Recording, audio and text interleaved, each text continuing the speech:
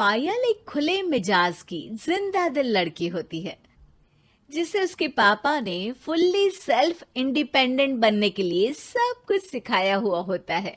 एक शाम पायल अपनी बाइक पर सीटी बजाते हुए कॉलेज से घर वापस पहुंचती है, जिसे देखते ही उसकी मम्मी गुस्से में पूरा घर सिर पर उठा लेती है।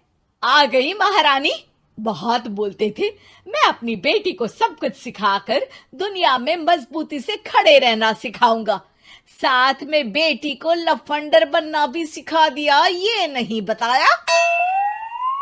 क्या हुआ? आज ये कुकर इतनी सीटियां क्यों मार रहा है? सीटी? सारी फसाद की जड़ तेरी वो बाइक और सीटी है, उन्हीं से लड़के छेड़ती है ना तू। हाँ, ये तो गलत है, मुझे बताए बिना ही लड़का छेड़ दिया। हाय तौबा, ये कैसा पति और बेटी मिले हैं मुझे। अरे मम्मी यार, तुम ओवर एक्टिंग बंद करो, और मैंने कोई लड़का नहीं छेड़ा पापा। शिट यार। अच्छा मम्मी, आप पहले मुझे ये बताओ कि आपको ये सब बेकार बातें बताता कौन है? अच्छा, तूने कोई लड़का नहीं छेड़ा? अरे वही शर्मा आंटी, वही बताती रहती है, पर उसकी खबर तो मैं खुद ले लूंगी। अच्छा मेरी प्यारी बेटी, थक गई होगी ना, जाकर आराम कर बेटा। अचानक मम्मी को गर्म से नरम होते देख के पायल और उसके पापा कंफ्यूजन में एक दूसरे को देखने लगते हैं। आंखों से कुछ इशारे होते हैं और पायल वहां से चुपचाप चली जाती है। जिसके बाद रात को घर में सबके सोने के बाद दोनों पापा बेटी छत पर मिलते हैं। क्या खबर लाए हो? अरे तुम्हारी मम्मी तो हमसे भी तेज निकली, कोई खबर नहीं मिली। क्या यार पापा, पता नहीं अब मेरी मदर इंडिया कौन सा बम फोड़ेंगी। इसी के साथ दोनों अपने कमरे में वापस जाकर सो जाते हैं। अगली सुबह पायल जैसे ही कॉलेज जाने के लिए तैयार होकर कमरे से बाहर निकलती है तो उसकी मम्मी उसे लड़के वालों के सामने ले जाकर खड़ा कर देती है। जी, ये है मेरी बेटी पायल, थोड़ी चंचल है लेकिन बहुत नेक दिल और होशियार है। देखते ही देखते कुछ घंटों में पायल और शुभम का रिश्ता पक्का हो जाता है, जिसके कुछ दिनों बाद पायल शादी कर अपने ससुराल पहुंच जाती है। सोचा था मम्मी कोई बम फोड़ेंगी, पर उन्होंने तो सीधा मुझे उम्र कैद की सजा ही दे दी। बहू, अब उम्र कैद समझो या बम, रहना तो यही है, निभाना यही है, इसलिए छिछोरी हरकतें बंद करनी होगी। है? ये आप क्या बात कर रही हो? मैंने क्या किया? इतने मासूम ना बनो, मुझे तुम्हारे कारनामों के बारे में सब अच्छे से पता है। ऐसा बोलकर सास तो वहां से चली जाती है, लेकिन पायल सोच में पड़ी वहीं खड़ी रह जाती है। जिस पर शुभम उसके पास आता है। तुम मम्मी की बात का बुरा मत मानना, वो पड़ोस वाली आंटी ने उन्हें तुम्हारी बाइक चलाना, सीटियां बजाते हुए घूमना, बेधड़क सबसे बात करना वगैरह जैसी कुछ बातें बता दी है, जिसे सुनकर उन्हें गुस्सा आ गया है। पर फिक्र मत करना, धीरे धीरे साथ रहने से वो भी ठीक हो जाएंगी।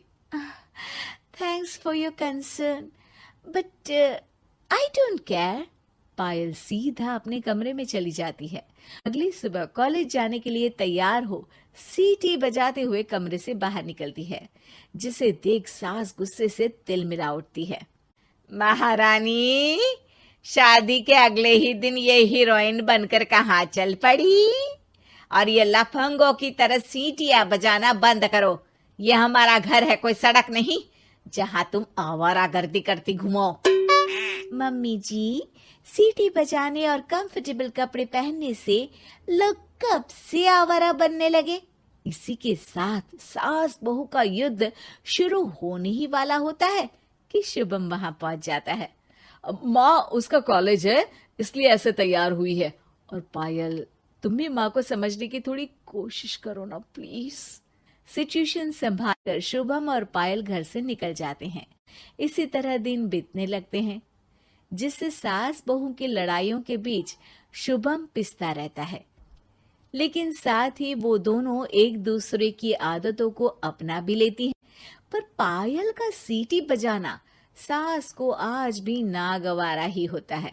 आसमान गिर जाएगा, धरती फट जाएगी, पर इसकी सीटी ना जी ना, कभी बंद नहीं होगी। अरे मम्मी जी, जब आप मेरे कुछ बोले बिना सीटी से ही समझ जाती हो कि मैं क्या बोल रही हूँ, फिर इसे बदलने की क्या जरूरत?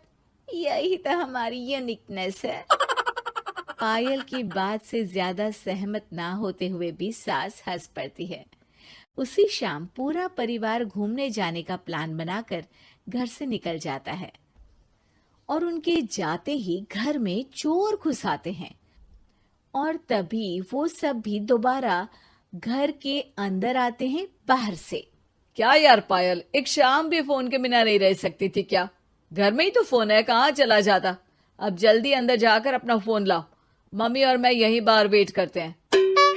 ज्यादा बोल रहे हो, देखो अब और धीरे काम करूंगी।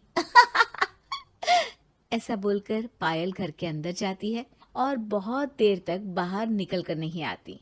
अरे ये तो सच में जानबूझकर लेट करने लगी। चल कर देखते हैं ना। दोनों जैसे ही मेन डोर के नजदीक पहुंचते हैं, उन्हें पायल के सीटी बजाने की आवाज सुनाई देती है। हमें लेट करके खुद मजे से बैठी सीटियां बजा रही है। अरे गधे, ये मजा नहीं सजा है, जल्दी से पुलिस को फोन कर। माँ की बातों से कंफ्यूज्ड शुभम उसे देखता ही रहता है। सास खुद ही पुलिस को फोन कर देती है। कुछ देर बाद वो दोनों पुलिस के साथ घर के अंदर जाते हैं तो पायल एक कुर्सी पर बंधी होती है और सास को देखते ही दोबारा सीटी बजाने लगती है। सीटियों की दुकान फिर से शुरू हो गई तू? और क्या इन सबको कह रही है कि चोरा है चोरा है? तुझे कैद किया है, थोड़ा तो तरस खाकर डर हमसे। और प्यार से क्या बोल रहा है इससे? अरे इसके सर पर बंदूक लगा, ठोक दे इसको। अरे चल झूठे, तेरे पास तो हथियार है ही नहीं।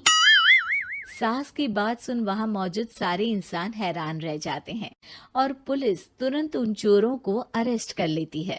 आपको कैसे पता कि इनके पास हथियार नहीं है? अरे सीटी नहीं तो बताया।